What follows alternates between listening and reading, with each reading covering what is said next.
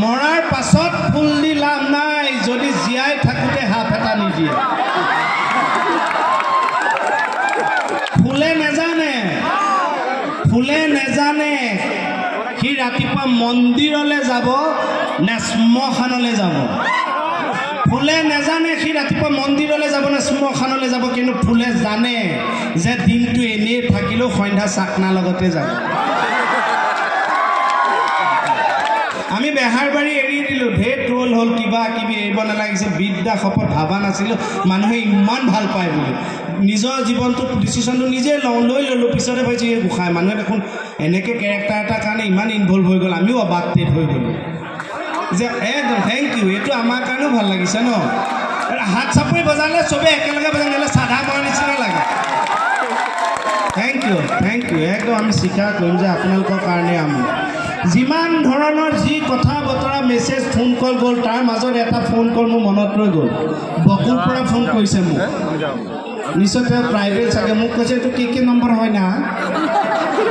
মই কৈছোঁ হয়, আপুনি কোনে ক'লে? কৈছে নামটো বাদ দিছোঁ, মই বকুৰ পৰা ক'লোঁ। মই বোলো হয় কওকচোন। তুই বেহাৰবাৰীখনত নকৰা নেকি? মই কৈছোঁ বেহাৰবাৰীৰ পৰা অকণমান বিৰতি লৈছোঁ, নকৰোঁ নহয়, কৰিম আকৌ সময় আহক।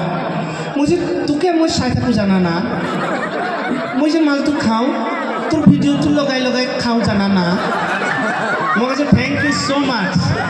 ঠিক আছে, তইতো ক'লেতো তই বিশ্বাসেই নকৰিবি জানা না, তই মোৰ মালৰ লগত চাকনা আছিলি জানা না। মোক কৈছে তাতকৈ মৰম কি লাগে বোলে, আও হৰি। এইবিলাক মই পাহৰিব নোৱাৰোঁ হে। বহুত বহুত ধন্যবাদ।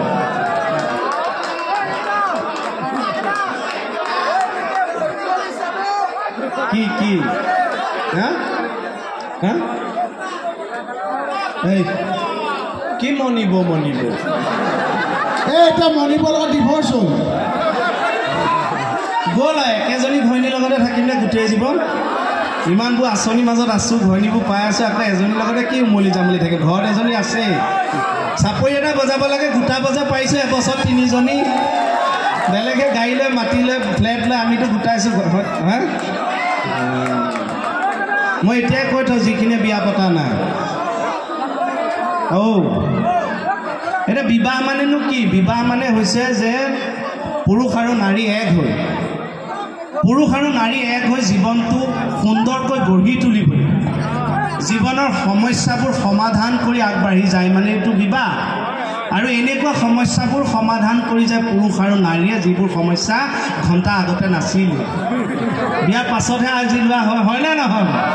থেংক ইউ সুধিব খুজিছোঁ।